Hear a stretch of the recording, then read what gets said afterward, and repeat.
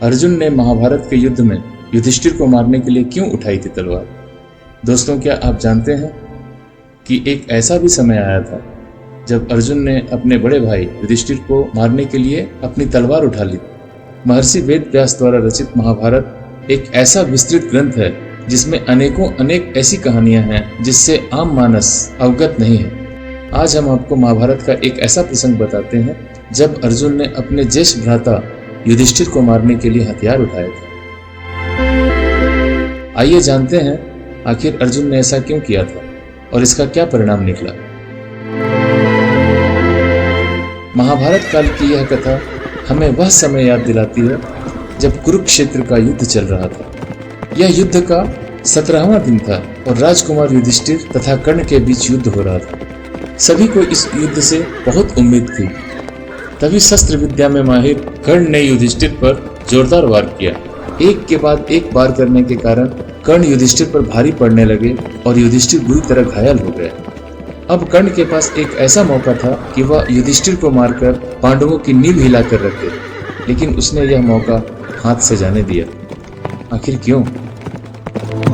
कर्ण ने युधिष्ठिर पर सिर्फ इसलिए वार नहीं किया क्योंकि उसने पांडवों की माता कुंती को वचन दिया था, चाहे कुछ भी हो जाए वह उनके किसी भी पुत्र को जान से नहीं मारेगा। और यही कारण था कि न चाहते हुए भी कर्ण ने युधिष्ठिर को जीवित जाने दिया। जब नकुल और सहदेव ने अपने बड़े भाई की यह विचित्र स्थिति देखी तो उसे शीघ्र ही तंबू में ले गए और वहां उनकी मरहम पट्टी की गई।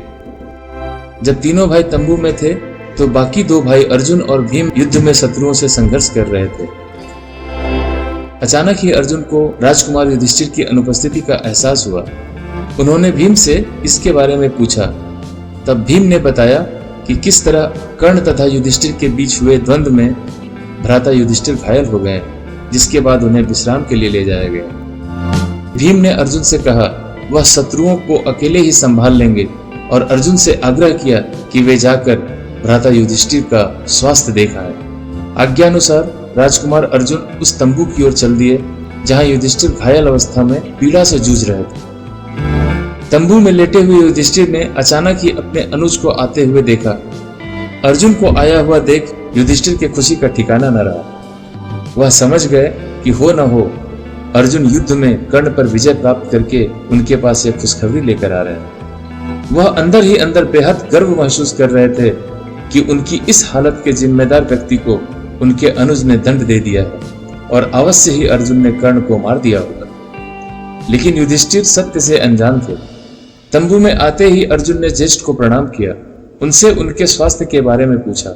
लेकिन इससे भी ज्यादा युधिष्ठिर इस बात को सुनने के लिए उत्तेजित हो रहे थे कि अर्जुन ने कर्ण को मारा या नहीं।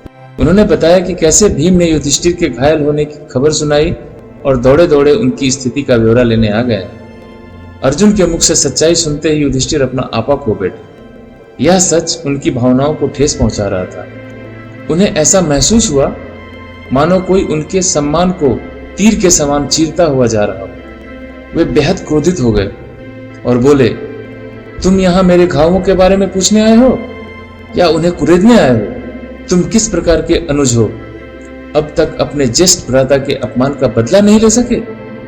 युधिष्ठिर के इन कटु वचनों को सुनकर अर्जुन बेहद शर्मिंदा महसूस कर रहे थे, लेकिन युधिष्ठिर का क्रोध शांत होने का नाम नहीं ले रहा था। वे आगे बोले, यदि तुम मेरे लिए इतना भी करने में समर्थ नहीं हो तो तुम्हारे इस गांडीव अस्त्र का कोई लाभ नहीं है। उतार कर फेंक दो इसे।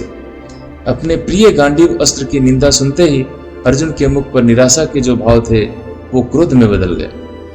वह संसार में किसी की भी निंदा सुन सकते थे, लेकिन उनके गांडीव के बारे में कोई एक भी अपशब्द बोल दे यह उन्हें बर्दाश्त नहीं था। दरअसल यह अर्जुन द्वारा लिए गए एक वचन का हिस्सा था, जिसके अनुसार कोई भी अपना या पराया व्यक्ति यदि उनके पवित्र एवं प्रिय गांडीव धनुष के बारे में बुरे वचन बोलेगा तो वह उसका सिर कलम कर देंगे। यही कारण था कि युधिष्ठिर द्वारा गांडीव की निंदा करते ही अर्जुन ने अगले ही पल अपना गांडीव उठाया और क्रोध में भरी आंखों से युधिष्ठिर को मारने के लिए आगे बढ़े। तभी श्री कृष्ण वहां पहुंचे और अर्जुन की इस व्यवहार को देखते ही उसे रुकने की आज्ञा दी। श्री कृष्ण राजकुमार अर्जुन का यह रूप देखकर बेहद अचंभित हुए वे समझ नहीं पा रहे थे कि आखिरकार ऐसी क्या बात हुई जो अर्जुन अपने ही प्रिय भाई युधिष्ठिर के प्राण लेने को तैयार हो गए। तत्पश्चात अर्जुन ने उन्हें घटना का सार बताया और फिर श्री कृष्ण को समझ आया कि आखिर बात क्या है। उस समय भगवान श्री कृष्ण ने अर्जुन को समझाया और बोले, हे अर्जुन, मैं तुम्हारे अपने गांडीव के संदर्भ में लिए हुए वचन का सम्मान करता हूं। वचनानुसार तुम्हें अपने ज्येष्ठ भ्राता को मार देने का पूरा हक है, परंतु धार्मिक संदर्भों में यह पाप है। लेकिन दूसरी ओर अर्जुन भी अपने वचन से मजबूर थे। उनकी मनसा को गहराई से समझते हुए श्री कृष्ण बोले, अर्जुन, यदि तुम्हें अपने वचन को पूरा करना है तो इसका एक अन्य साधन भी है। माना जाता है कि अपने बड़े भाई का अनादर करना उसे मृत्यु दंड देने के समान होता है। यदि अभी तुम अपने ज्येष्ठ भ्राता का अपमान करो तो तुम्हारा यह वचन पूरा हो जाएगा। श्री कृष्ण की आज्ञा के अनुसार अर्जुन ने अगले ही पल युधिष्ठिर का तिरस्कार किया। अपने द्वारा किए गए इस अनादर को अर्जुन सहन न कर सके और इस बार अपने ही प्राण लेने के लिए उन्होंने अपनी तलवार उठा ली। लेकिन भगवान कृष्ण ने उन्हें ऐसा नहीं करने दिया।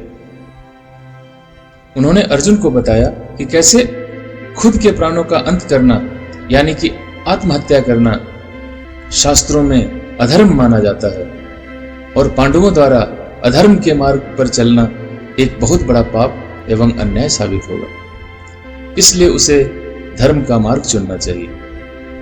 इसके साथ ही श्री कृष्ण ने कहा, आत्म प्रशंसा आत्मघात के समकक्ष है, इसलिए तुम दूसरों के सम्मुख अपनी वीरता की खुलकर तारीफ करो, जिससे तुम्हारा वचन पूरा हो जाएगा। श्री कृष्ण के इन वचनों को सुनकर धीरे धीरे राजकुमार अर्जुन का क्रोध शांत हुआ और उन्होंने खुद के सिर पर रखी उस तलवार को नीचे उतार फेंका। इस प्रकार भगवान कृष्ण के निर्देशों से राजकुमार अर्जुन का वचन पूरा हुआ और साथ ही वह किसी प्रकार का अधर्म करने से बच गया। आज के लिए बस इतना ही। मिलते हैं अगले वीडियो में। जानकारी अच्छी लगी तो चैनल को सब्सक्राइब करके बेल के आइकन को जरूर दबा दें।